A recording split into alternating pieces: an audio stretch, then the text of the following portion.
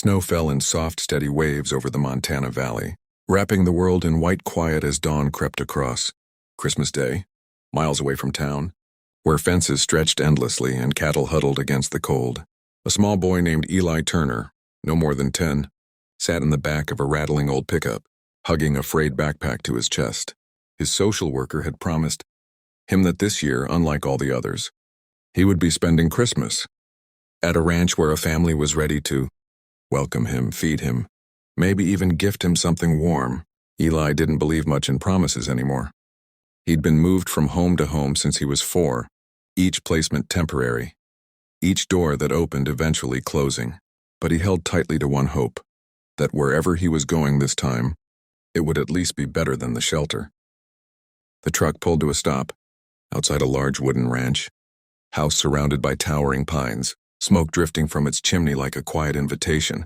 The driver gestured him out, placed his small bag beside him, muttered something about being late for another drop-off, and drove away without checking the address twice.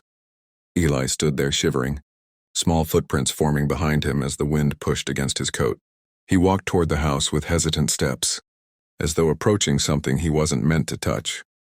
Inside the warm kitchen, Caleb and Hannah Reeves were finishing their silent Christmas breakfast. They had long ago packed away their dreams of children, after years of fertility, treatments, losses, and heartbreaks that carved more silence into the spaces between them. They spent their days working the Reeves ranch, their nights pretending the empty rooms didn't echo. Hannah was washing the dishes when she glanced up and froze at the sight of a tiny figure through the fogged window. "Caleb," she whispered, her voice trembling. "There's a boy outside." Caleb stepped beside her, brow furrowed, and pushed open the door. "Son, you lost?" he asked gently. Eli swallowed hard, gripping the strap of his bag. I'm supposed to stay here for Christmas." Caleb exchanged a puzzled glance with Hannah. No one had told them anything, and their ranch wasn't registered for fostering. But something in the boy's trembling voice and frostbitten cheeks silenced every practical question. Caleb stepped aside and nodded. "Well, you're freezing. Come inside and warm up first." The warmth of the house hit Eli like a memory he couldn't quite place. Hannah wrapped him in a blanket and set hot cocoa before him, her heart tightening as she watched his small hands shake around the mug.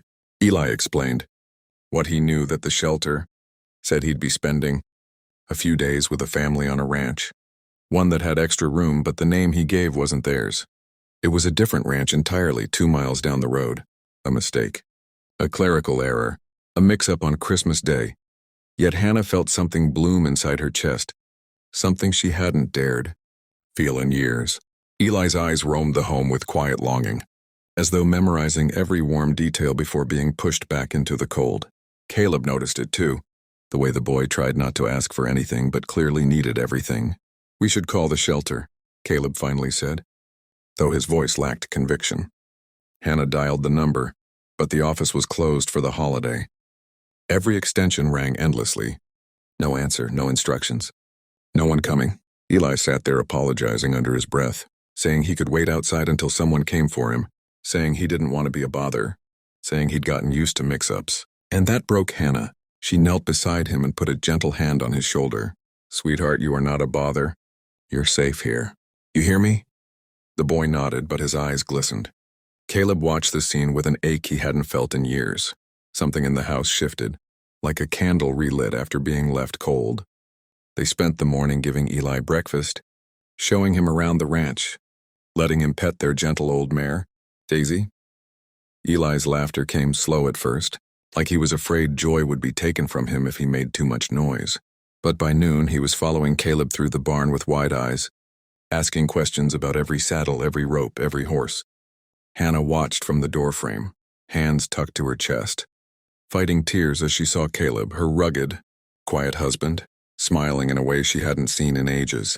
They gave Eli a small chore to make him feel helpful, and he performed it with desperate eagerness, as though proving his worth would ensure he wouldn't be sent away. But the unspoken truth weighed heavy between them. He was supposed to be at another ranch. He wasn't theirs. And yet, as afternoon faded into evening and they decorated the small Christmas tree together, the house felt alive in a way it hadn't in over a decade. That night, after Eli fell asleep on the couch, clutching a pillow like a lifeline, Caleb whispered, "Hannah, we need to take him to the right place tomorrow." Hannah nodded because she knew it was true, but tears slid silently down her cheeks. "Just one night," she whispered. "Let him have one good Christmas," but destiny had already begun, stitching 3 broken hearts together. It was in the way. Eli's tiny body curled trustingly under the quilt she placed on him. It was in the way Caleb kept checking to make sure the boy was warm enough.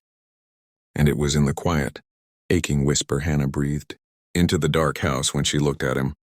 Sleeping, words she didn't mean to say aloud. Words that spilled straight from the heart she once thought had stopped beating.